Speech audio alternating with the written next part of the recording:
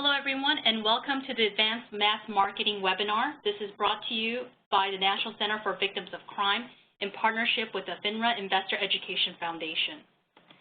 The National Center for Victims of Crime, our main mission is to help victims and their families recover and reclaim their power.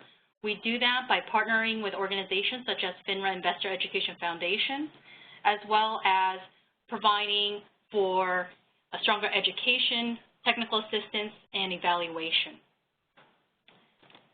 My name is Jane Lee, and I am the Director of the Financial Crime Resource Center. It is a program of the National Center for Victims of Crime. And we here at the National Center believe that there is no caste system of crime. So whether you are a victim of homicide or a victim of a sexual assault or financial crime, we believe that you have the right to reclaim your power and to recover. As I mentioned, our partner is with the FINRA Investor Education Foundation, and they are independent, non-governmental regulator for all security firms doing business in the U.S. And one of their functions is to regulate and also to enforce and educate. And they award, through their foundation, grants and that are targeted towards investment, protection, and education. The presenters of this webinar, I'm pleased to say, are on the forefront of this very important topic. We have Mark Ewing. He is a U.S. Postal Inspector assigned to the Postal Headquarters in D.C., where he oversees agency's mail fraud program. Prior to his promotion as program manager, he has worked as a fraud investigator in Fort Worth, Texas, and later in Memphis, Tennessee, specializing in investment frauds, pyramid schemes, sweepstakes, and the like. Throughout his career, he has been singled out as exceptional leadership by a number of federal prosecutors, and in 2011 by the Postmaster General. He is a former member of the U.S. Air Force and was twice deployed to Saudi Arabia. He hails from Independence, Mississippi, and is a graduate of Mount Olive College. Clayton Gerber is a U.S. Postal Inspector working in D.C. He leads a team of postal inspectors and analysts assigned directly to the DOJ's Consumer Protection Branch and Criminal Division's Fraud Section.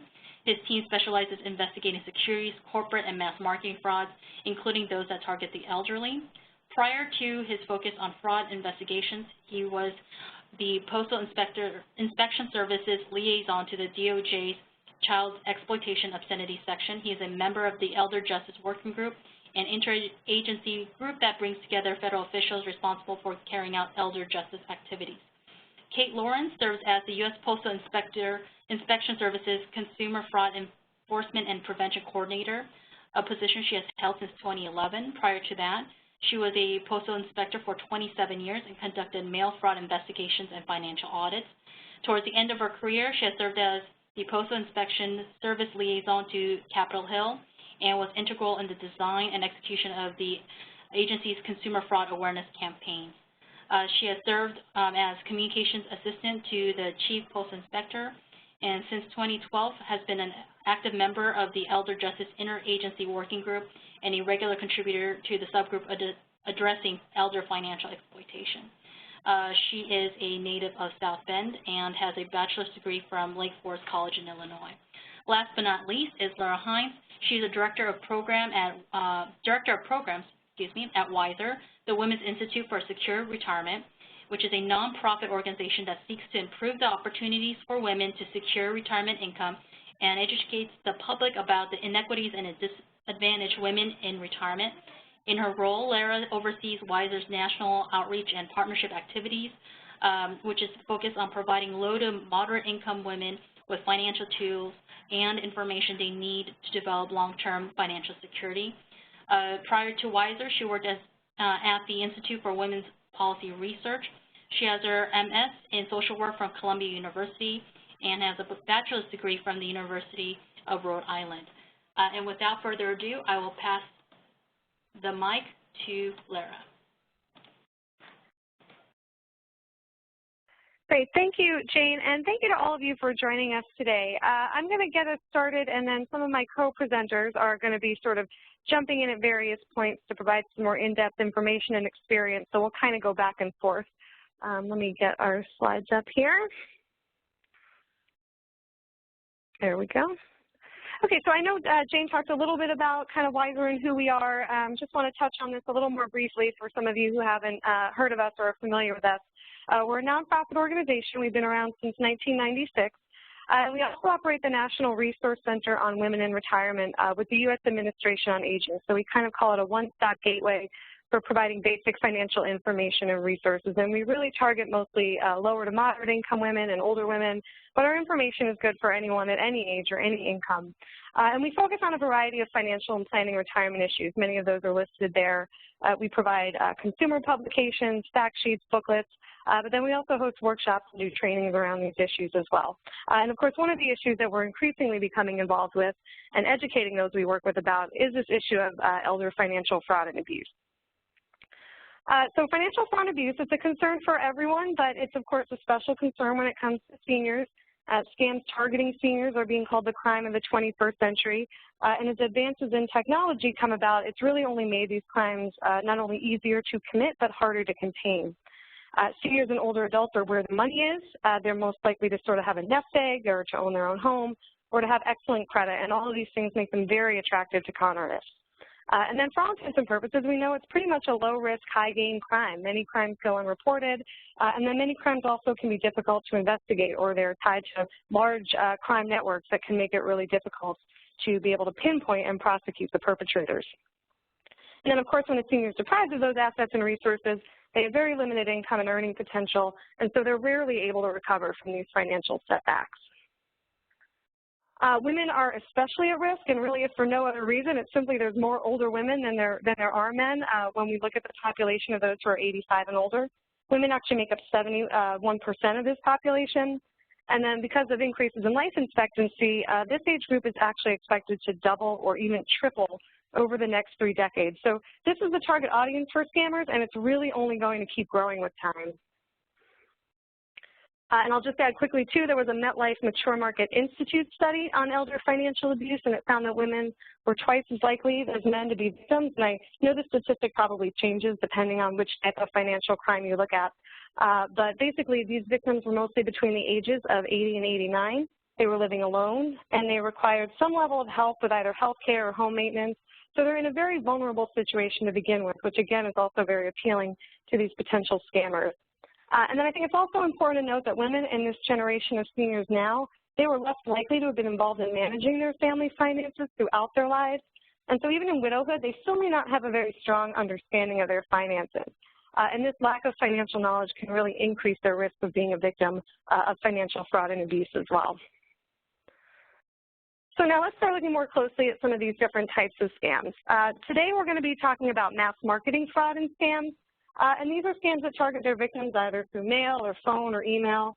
There's rarely any in-person interaction, so it's different from scams that are perpetrated, say, by family members or caregivers or those who the victim knows personally. And mass marketing schemes are also characterized by the use of false promises of cash prizes, goods, and services in exchange for fees or donations or making purchases, usually up front. And I know most of you on this call are probably familiar with the basics of these scams, so we won't dwell too much on that. But obviously, generally with a lottery scam, you're receiving a notification that you won a large amount of money, usually in a foreign lottery, and then the catch is that the winner is going to be asked to wire money and fees for these in order to claim this prize. The scammers will often use fake checks or counterfeit checks to make the scam seem even more believable. And then one of the biggest lottery scams targeting seniors is the Jamaican lottery scam. I think it's probably been around for over a decade or more now, and you know, they continue to find new victims every day. So it is a growing problem. Complaints to the Federal Trade Commission about this scam jumped from over 1,800 in 2007 to more than 27,000 in 2013. So it's a really staggering increase. And the amount paid to the scammers more than doubled in that amount of time. So from about 13 million to more than 28 million.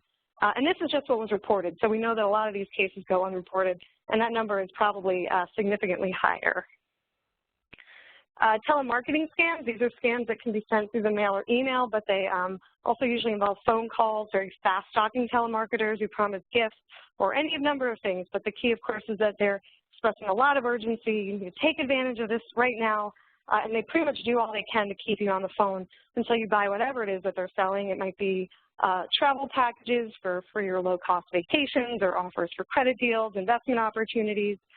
They often also offer free trial offers where companies get you to sign up for products, but then they'll just continue to bill you and basically continue to send you junk that you either don't need or want. And I know we're going to talk a little bit more about telemarketing scams. I'm going to turn it over to Clayton, who's going to provide us with a case example of a current telemarketing fraud that's preying on older consumers. So, Clayton? Yeah, this is Clayton Gerber with the Postal Inspection Service. So in the realm of the government imposter scams, what we're seeing, are some particularly insidious scams where for these elderly victims, what is their lifeblood and things that are a necessity for their life, their access to their Medicare coverage, is what is threatened by the telemarketer. So it's not an opportunity to win a prize or an opportunity to invest in something spectacular, but the telemarketer is calling up saying, I am with the Medicare service and your Medicare card is expired and your services are going to be cut off. You're not going to be able to see your doctor until you verify your identity and consequently your bank account information, and we'll send you a new replacement Medicare card. And that can be particularly terrifying to the elders, that they're not going to be able to see their doctor, and so they are very susceptible to this, and we're seeing this as a repeat scam over and over again.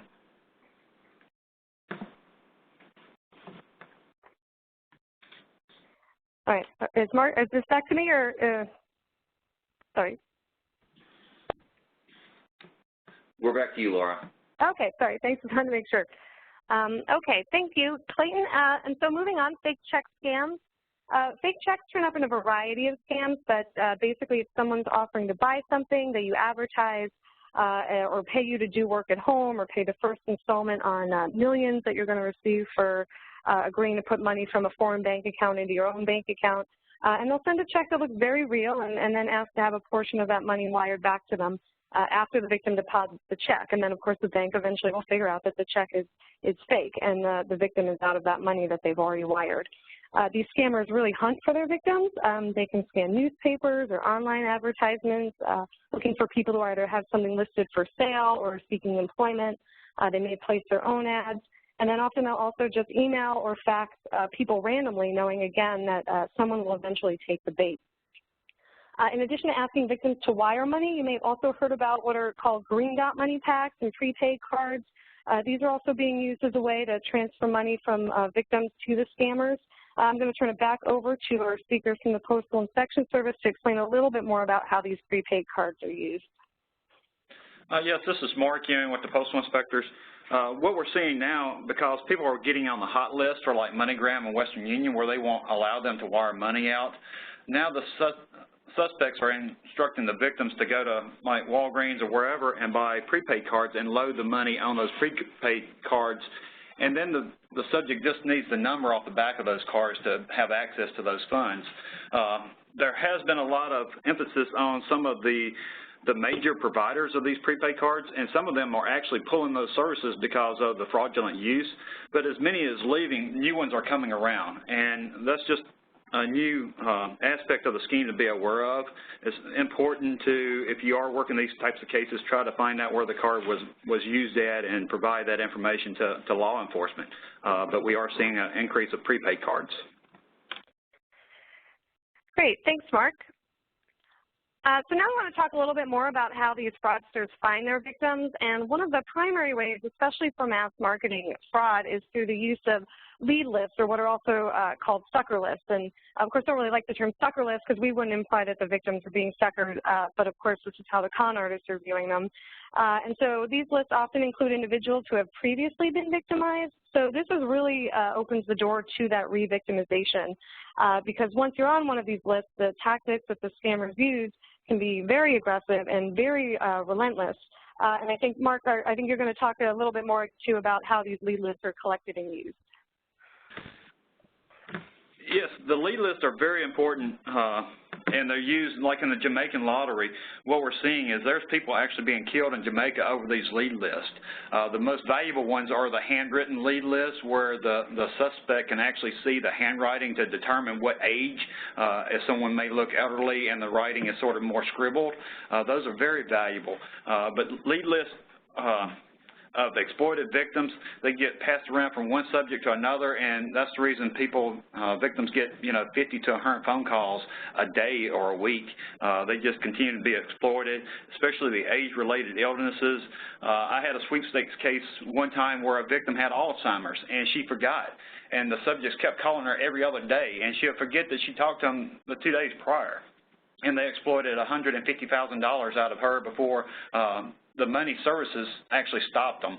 But they would send a cab to her to go pick her up and take her to the grocery store to wire out the money. So, these lists are very important, and that's one of the things that we're on the lookout for in trying to try to warn people about and try to avoid people from getting on the list to start with.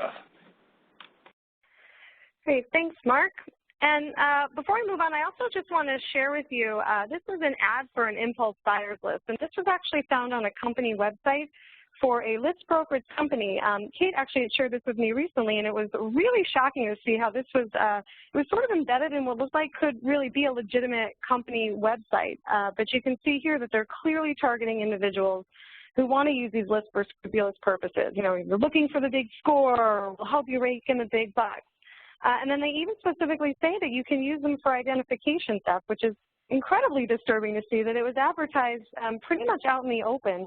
So I think this really demonstrates what we're all up against when we're trying to fight back against these scammers. While not necessarily considered mass marketing fraud per se, we do also want to talk briefly about online romance scams, which it seems we're hearing more and more about these days. And what makes these scams especially devastating is that it's not just the loss of money, but it really leaves the victim very emotionally traumatized due to the loss of what they really perceive to be a very real and intense romantic relationship. So scammers will troll dating and social networking sites. They'll create a profile using photographs that they've typically stolen off the internet. And then once contact has been made, they try and move the relationship into sort of a more private communication channel where it'll appear like it's an exclusive relationship. The communication becomes very intense and very frequent. And then, of course, before long, the relationship involves a request for money. So sometimes it may start with small amounts to sort of test the victim's willingness, but then it moves into larger sums, usually tied to some sort of pretend crisis that the lover is having. So it's really easy to see how incredibly emotionally and psychologically devastating these scams can be when the victim truly believes they've fallen in love with someone or found someone who really cares about them. There's not enough that's really known about the characteristics that put people at risk for these scams, but there is a recent study that came out of the UK. It found one prevailing characteristic. It was individuals who held strong predetermined notions of romance were more likely to be victims. And the researchers also conducted interviews with actual victims. Most of the women that they interviewed had experienced highly abusive relationships earlier in their lives, and some of the men reported a history of mental health problems. And I think this is also really important to note because contrary to statistics that have been collected from crime reports, researchers have found that middle-aged women were not necessarily more likely to be a victim, and I think that's kind of a stereotype we have of victims of this crime, but it might just be the case that they're more likely to report it. So the psychological impact is severe. Many of these cases, the victims who were interviewed, they described experiencing a wide range of negative emotions, including suicide or attempts at suicide.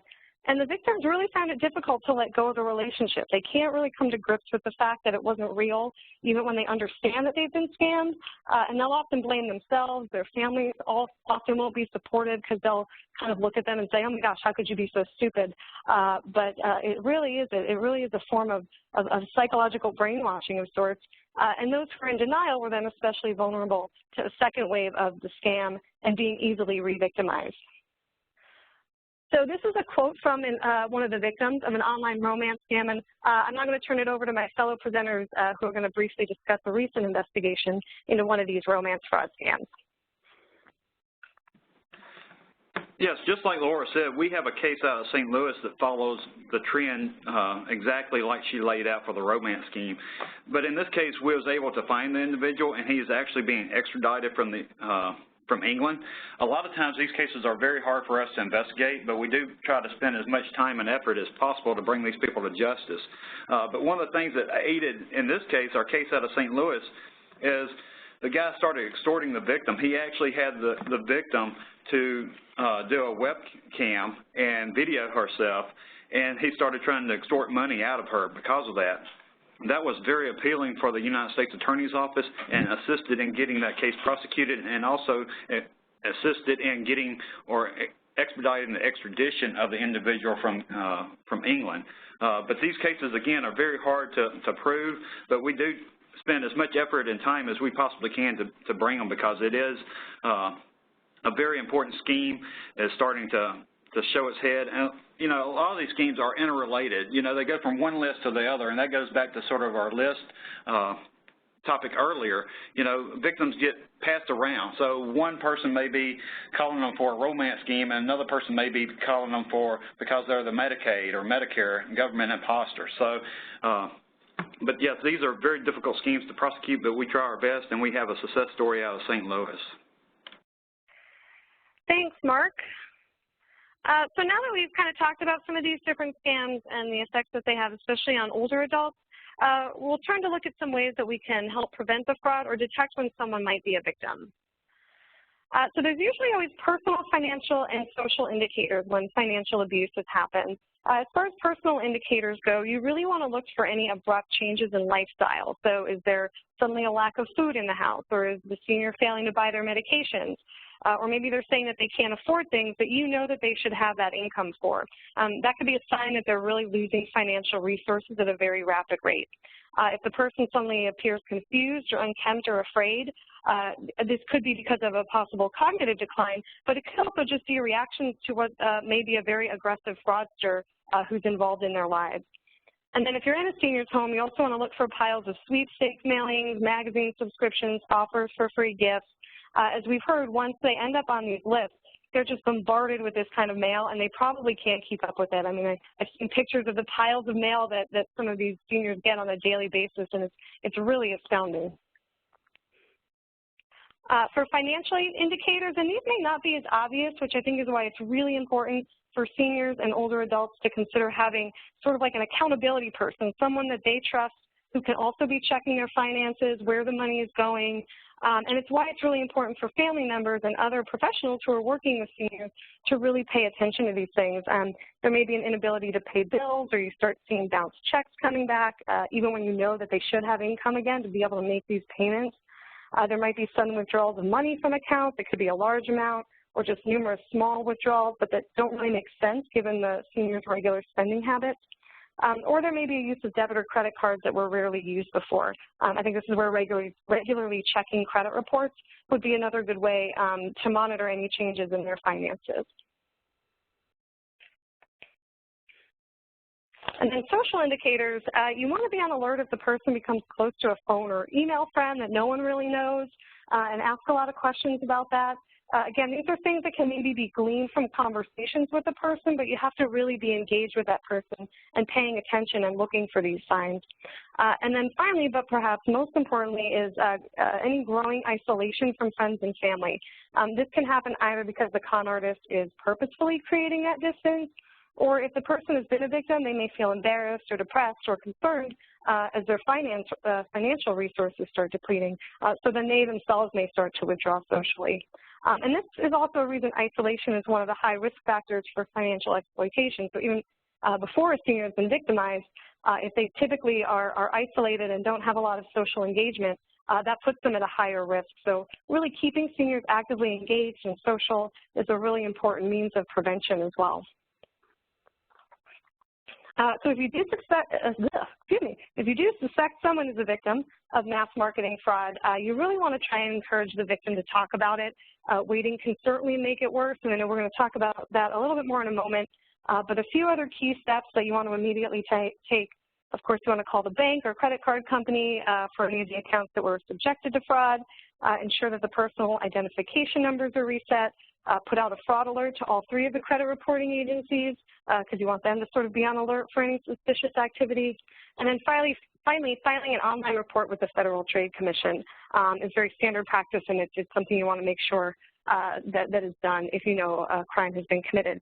But going back to the issue 1 about encouraging the victim to talk and not wanting to wait, it's a really important issue. So we want to talk about that a little more, and I believe Kate or Mark, you're going to elaborate on this just a bit? So this is Kate Lawrence from the Postal Inspection Service, and yes, thank you, Laura. I did want to really bring that message point home for our audience, that the importance of early detection. What we're finding as a law enforcement agency, when we come across a victim, it's usually at that point where they've been victimized for months, even over a year, and the potential to rehabilitate that victim is slim at that point. At this point, they're clinically what's described as a chronic compliant victim.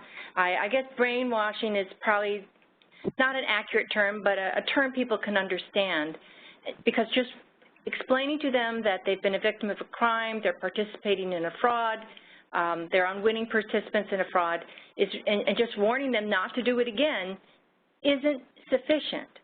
So the sooner we can find victims and get them the resources they need to stop this behavior, whatever that takes, that getting it done earlier rather than later is essential for helping that victim and really effectively intervening. So for the LEOs in the audience and any social service workers, if you're in a position to work with the family members of victims, help them understand that they think that their older parents' behavior is not harmful, but it is. And the longer that they wait to put an end to it, and by that I mean changing that phone number, changing their bank accounts, limiting their older parents' access to money. What am I missing? Checking their mail. These are hard steps as a grown child to take, but the sooner that's done, and they have to get control of the situation. TrueLink Financial Services recently published a study, and they did research on this issue, and they showed that any loss that a victim has incurred financially is an indication of an underlying vulnerability, and that even a small loss within 5 years becomes a large loss. A $100 loss, which may seem benign, within 5 years typically becomes a $10,000 loss. So if you're encountering victims and you have an opportunity to speak to their families, anyone who's trying to stop this behavior, please help them understand that. And that's why I almost don't even talk about prevention as a means of addressing the problem. I talk about early detection. Find it and cut it off. So how about that, Laura? Was that sufficient? That is very sufficient, and you speak with such passion about it, and I hope that really translates to everyone listening of just how important those steps really are. And like she said, oftentimes just sort of that one-time little piece of education really does not cut it. It needs to be a much more scaled-up intervention. So one more point about reporting. Also good to encourage victims to file a report with their local police department. Others can also report the crime anonymously if they suspect any wrongdoing. Oftentimes police may not be able to do very much in the recovery process, but sometimes other companies that you or the victim may need to work with in the process. This is especially true in cases of identity theft. They may want to see a copy of a report that's been filed. And then, of course, you can also reach out to legal services, adult protective services, and a great resource for finding local services is through the Elder Care Locator, which I'm sure many of you are familiar with. It's a public service of the U.S. Administration on Aging, and it works to connect people to services for older adults and their families.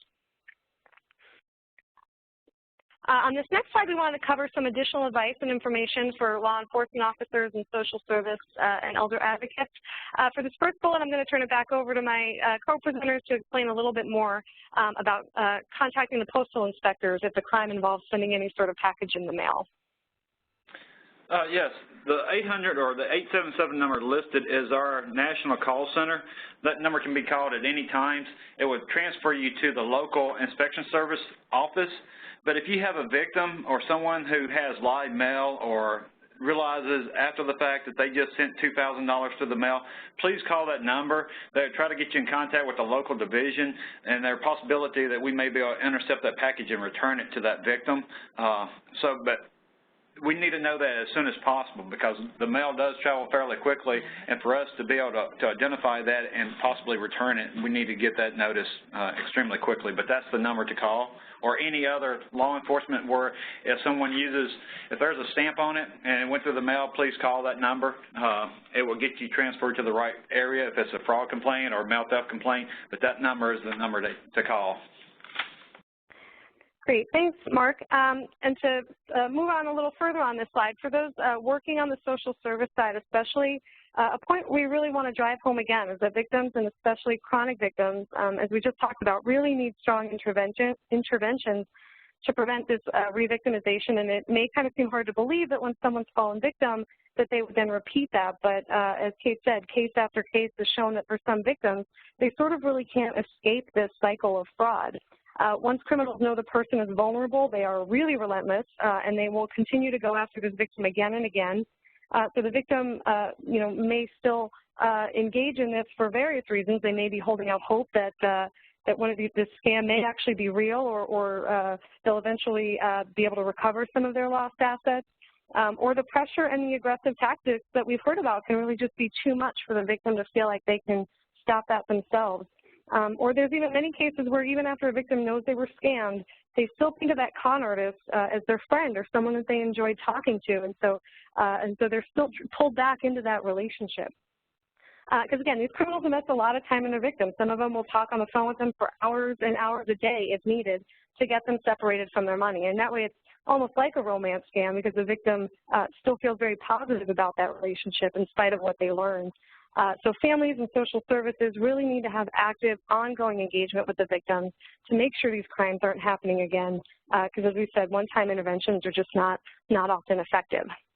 And then finally, for all professionals, it's really important to help families and caregivers understand the age-related changes that can actually increase gullibility and an inability to be skeptical. And this is really interesting stuff that's coming out now. There's been a lot of research over these last few years that's showing what happens to the aging brain. And it's not just severe cognitive impairments or the onset of dementia that can start to lead to poor decision-making, but rather the brains of healthy aging adults can still show changes in parts of the brain that they sort of dull the sensors, I guess is one way to put it. So things that would normally trigger a skeptical response, say to an ad with a false claim or a prize package that isn't true, those triggers don't happen always the way that they used to.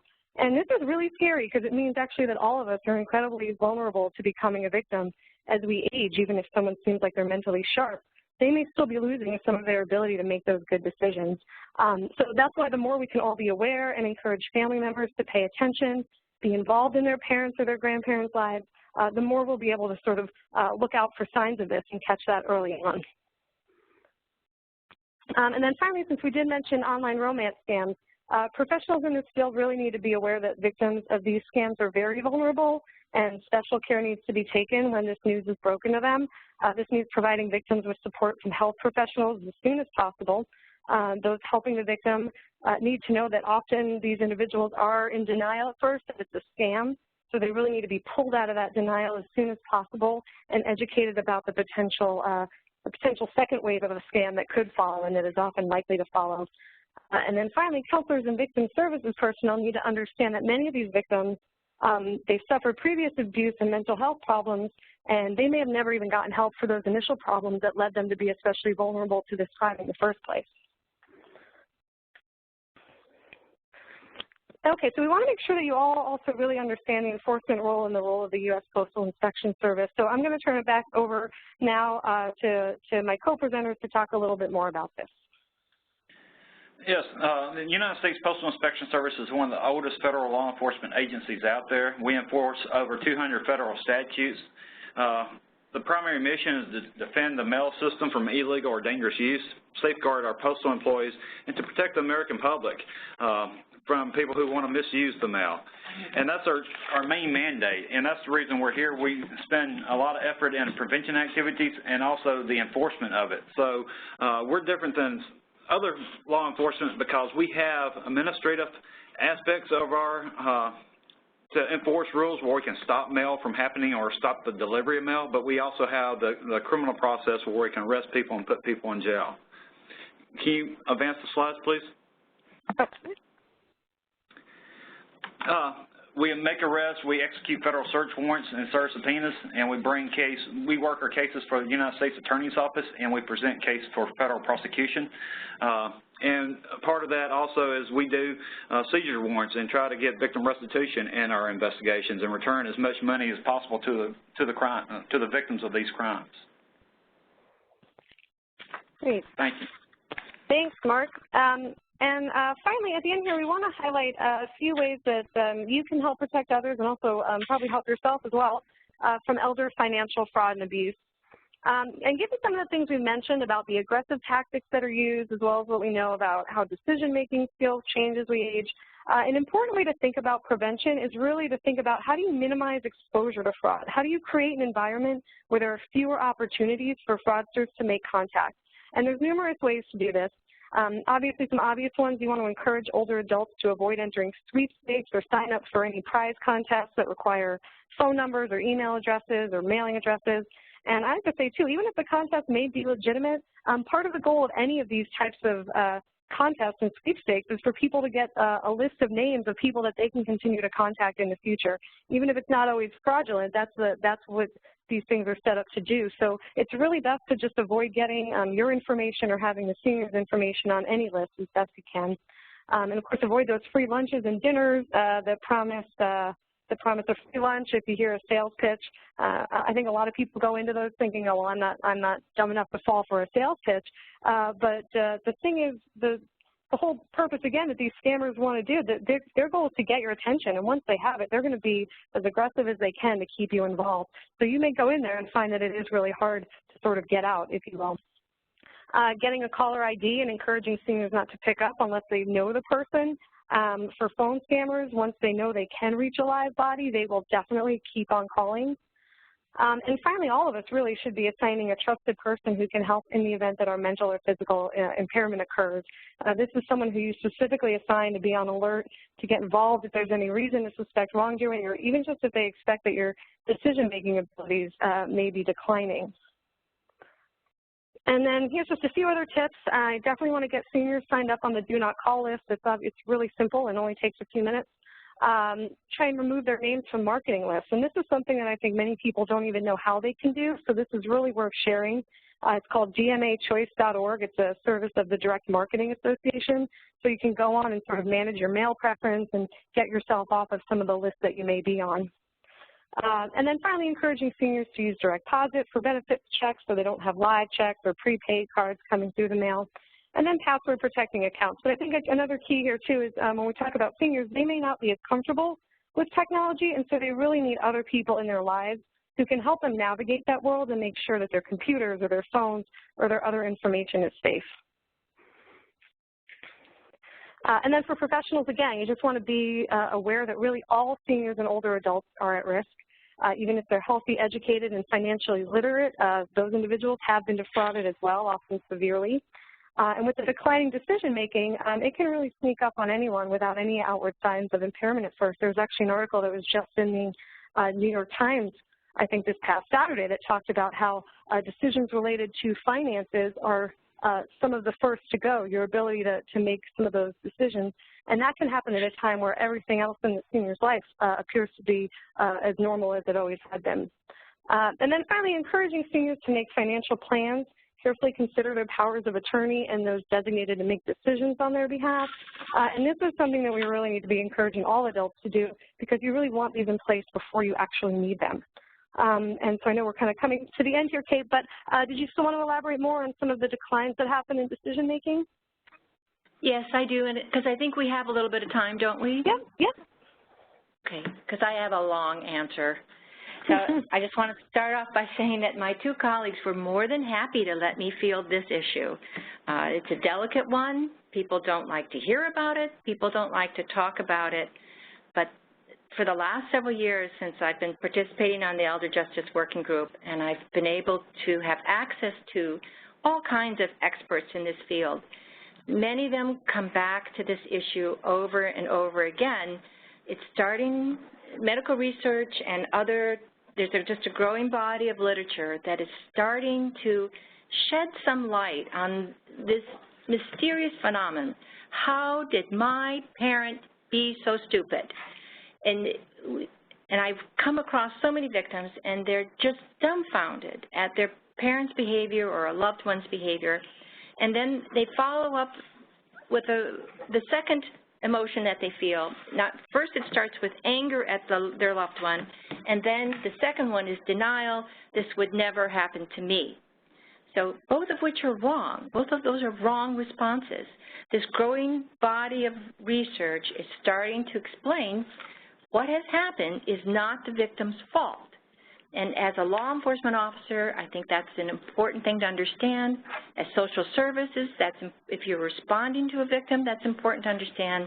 And again, if you're in a position to coach the families of these victims, help them understand it was not the victim's fault. So let me just talk a little bit about declining decision-making, because most of us think, oh, well, that's Alzheimer's, and if my parent had Alzheimer's, I would know that. Well, there are all kinds of different types of dementias, many of which are hidden for many years in their earliest stages, and there's all types of incapacity.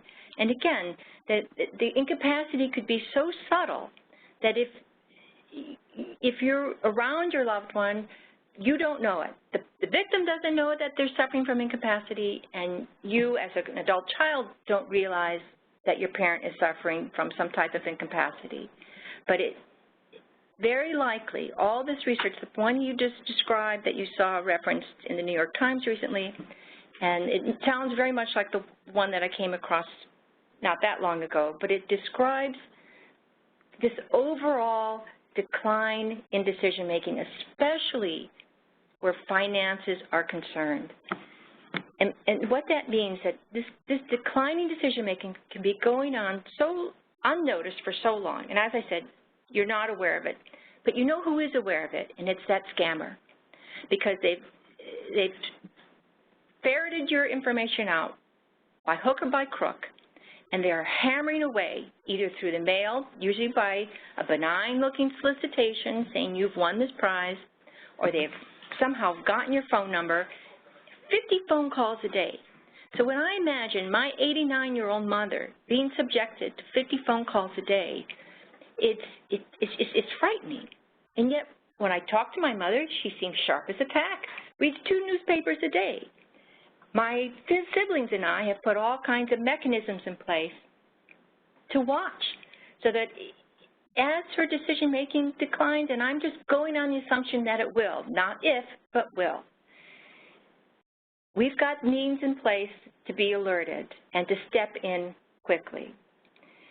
But going back to this study that seems to be pivotal, what they found of the participants in the study, they pre-screened the elderly participants in the study. So they pre-screened them using what diagnostic tests were available when they did the study and found no evidence of dementia. They were extremely healthy. They called them healthy aging adults. But 201, they scored so poorly on financial decision-making. It used to be we thought that teenagers got the award for making boneheaded decisions. But now it seems that the elderly, because we're an aging population, we all have to just assume it could happen to us and could happen to the people around us. So going back to this particular study, they've been pre-screened. None of them showed any signs of dementia or incapacity. Yet the authors found that because they showed what they described as profoundly compromised decision-making, the authors themselves were disturbed.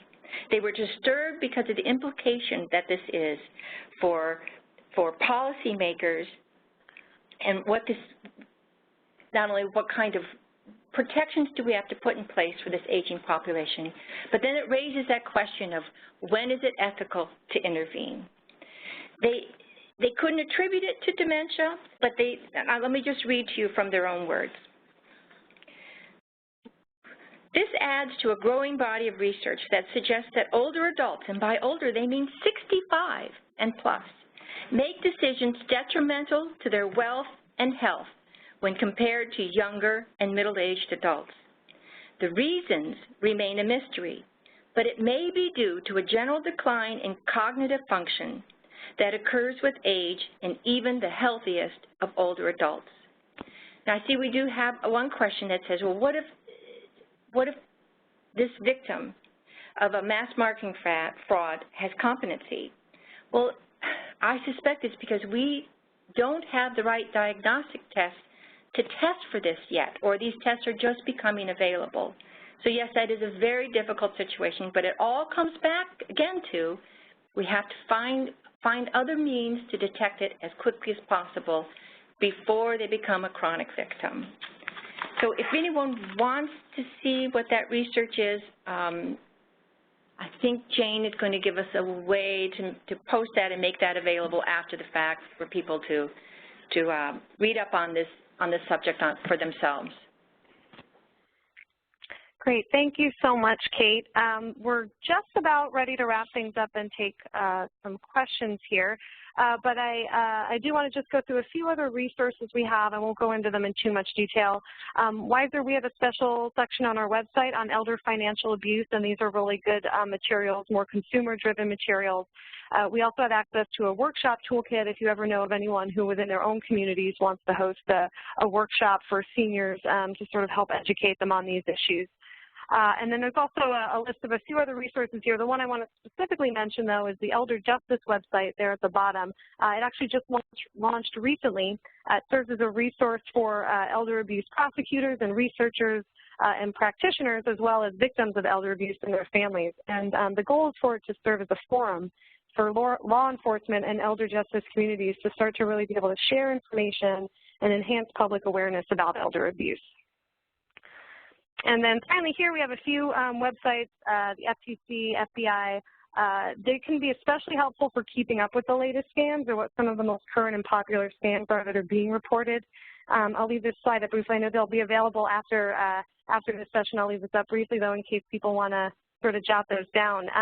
But with that, I'll say thank you again to everyone who's joined us today and to my co-presenters, Kate, Clayton, and Mark. And I'll ask them first if they have anything else they want to add before we go to questions. And again, thank you all so much for helping us talk about this really important issue.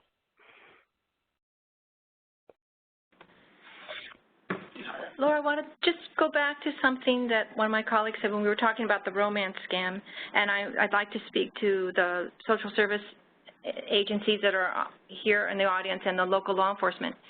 The case that we investigated so successfully and got prosecution really revolved around the fact that we were able to show evidence of extortion. And in the case of that romance scam, I'm going to be a little graphic here, but the perpetrator persuaded his victim to disrobe in front of a webcam and perform some sexual acts. He then used that footage that he collected on her to extort even more money. This was on top of the money he had already gotten from her. But he used this as a club he threatened her, and he said if she did not come forth with even more money, he was going to do harm to her reputation and circulate that video to her family and friends. So, but because of his bad act, extortion, this made it a very appealing case to the prosecutor. He knew the case would have tremendous jury appeal, and it was an easy charge for him to bring against this perpetrator. So I just wanted to, the abusive nature of so many of these bad guys is just appalling. I'm sure if you dig a little deeper, you will find evidence of threats and coercion, things that we could use to bring an extortion charge. That's all. Great. Thank you. Thank you again. And Jane, I guess I'll turn it over to you to sort of help us field questions. Sure. For the participants, there is a question and answer function. If you can just type in your questions, that would be great. In the meantime, while we get those in, I wanted to ask Kate, Mark, and Clayton, how closely do you work with other federal agencies? What's the jurisdiction overlap? So this is Clayton. I don't know the exact percentage, but a high percentage of cases are worked jointly with multiple federal agencies. A case may start with a civil investigative agency like the Federal Trade Commission, or if it's a financial fraud, the securities fraud, investment fraud case with the Securities and Exchange Commission or something like that, and transition over to a criminal law enforcement agency. The Postal Inspection Service has countless cases where we're working jointly with the Federal Bureau of Investigation, the U.S. Secret Service, the Department of Homeland Security. So as well as working with state and local agencies, there are some regional task forces that work financial fraud cases as well that are specific to geographic areas. So it's truly a partnership in these cases. The local law enforcement often get the direct complaint, the first complaint from the victim, but the scammer and the bad actor, the subject, is somewhere 10,000 miles away in a different continent, in a different state, and that becomes well outside the resources and the scope of what the local law enforcement can do. So it's not to say that federal law enforcement has the sole jurisdiction on these, but we can bring a lot of resources to the table, but we need the local partners as well. They're the ones who have the frontline contact with the victims more often than not. And as we've sort of reiterated, there needs to be continued and ongoing contact with these victims if you're going to try to change this chronic behavior. And same thing for the family members. You know, I can speak from personal experience. I have an elder parent who has suffered financial fraud themselves. They are perfectly competent in any method.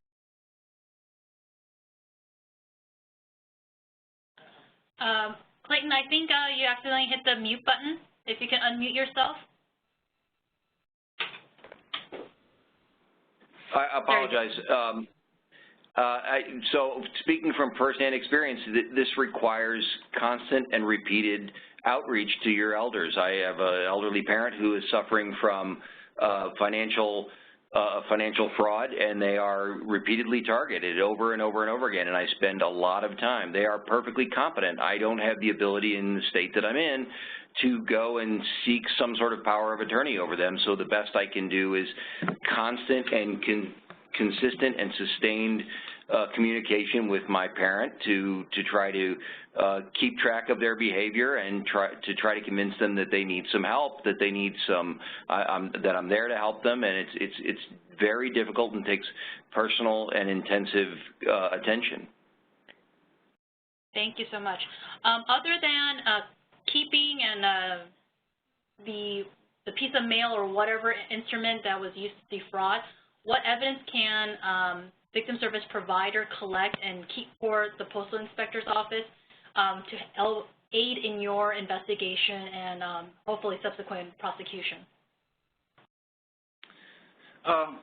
One of the most valuable things for us is the receipt from the mailing. Anything related to the mailing, we really need that information. If they buy prepaid cards, we need that receipt from the prepaid cards. If they do money services like Western Union or MoneyGram, those receipts. Any receipts showing where they sent funds either through the mail or through wire transfers, we need that information. Whether it's for us, we like to charge mail fraud, so we actually need some type of showing where the mail was used, but we also can work wire fraud, and that's well within our purview. So we need any receipt showing the victim's funds being sent anywhere. So that is the utmost importance. So any type of, also handwritten notes where the victim may write down names, phone numbers, any of that stuff is very important, because if the case does go to trial, then, you know, that person may not be in capacity to testify. Their children can testify on their behalf by recognizing their mother's handwritings or father's handwritings, and sometimes that is admissible in court. So handwritten notes, anything related to the crime is very important for them to make copies of and hang on to. Thank you, Mark. I was also wondering, for myself, how do people get off sucker lists? Is that even possible? I know there's the do not call registry and everything like that, but have you heard of any instance where people get off the sucker list or the lead list? This is Clayton. This is an extremely difficult problem. Laura talked about the Direct Marketing Association's list for do not mail, where you can get off of the marketing list. Those are for legitimate mass marketers that are selling catalogs and mailing out catalogs and a lot. These fraudsters will associate amongst each other and sell and buy their own lead lists amongst themselves. And if you are a bona fide buyer, if you have been victim once, your information is extremely valuable to the next fraudster out there, and especially for mass marketing fraudsters. As Laura put up there, the list of actual ostensibly legitimate lead brokers who are selling impulse buyer lists, people who are susceptible or who have purchased something related to a psychic solicitation or a lottery solicitation in the past. That we were talking about millions and millions of mailings going out, and if you are a bona fide buyer, if you have responded to one of those solicitations, your name on that list is immediately more valuable. Those are entities selling those lists that are not complying with any sort of do not mail list with the Direct Marketing Association. Those are separate investigations we could conduct if you are otherwise listed. But if you're a purchaser of, say, a catalog from ABC Mail Order House and they sell your list, you are agreeing tacitly to be on their mailing list and allow them to sell their mailing list. They're going to have pretty good disclosures. It's extremely difficult to do that. There's a question about how to block mail. If victims have mail, they can go to the Postal Service and fill out what is a Postal Service Form 1500, which will block a specific mailer. But again, only the reputable mailers are going to honor those kinds of requests. The fraudsters are going to keep peppering your elders with solicitations ad infinitum. You need to go for the early detection, look for the stacks of mail, and do the best you can to coach, intervene, step in, help coordinate as best you can. Great, thank you so much. As we're wrapping up, just wanted to let the audience know we have our upcoming webinar August 25th. This is about serving Indian country. We're going to talk about some of the culturally sensitive information on financial exploitation that affect Native communities. We have our live training in Los Angeles just next week. If you are in the LA area, please sign up, and in Nashville on June 25th. We recently launched a checklist for victims of financial fraud, and one of the categories is mass marketing. And you can find that on our website, download for free. You can disseminate to your, among your networks, to your clients, and it gives a step-by-step guide on what steps to take, the reporting, and there's also some prevention tips. So that might be something useful to give to your clients. Also, there was a research from FINRA Investor Education Foundation. About 2/3 of self-reported victims of financial fraud suffer some sort of non-economic, non-financial effects such as anxiety, lack of sleep, depression. So we definitely want to encourage people to not only look at the monetary loss, but also, the psychological loss. And with that note, I wanted to ask Lara, do you have any suggestions on how people can find mental health or psychological help geared towards elder financial exploitation? Does that even exist? I'm not sure if that exists as a specific category, and again, unfortunately, I'm not as familiar with some of the mental health services. I'm not sure if there's any callers who are on the call who maybe can also recommend some things in the Q&A. So I don't know of anything specific to that, but I think that's one of those things where something like the Elder Care Locator, which can really try and connect individuals with local services in their community. I know they do include resources for health and mental health and financial assistance, all of those kind of combined. And so I think that would be a good place to start if you want to see if there's something available in the seniors local area. Great, thank you so much, Lara. Again, thank you to each of our presenters. This webinar will be posted on our website within about a week or week and a half. Thank you so very much, everybody.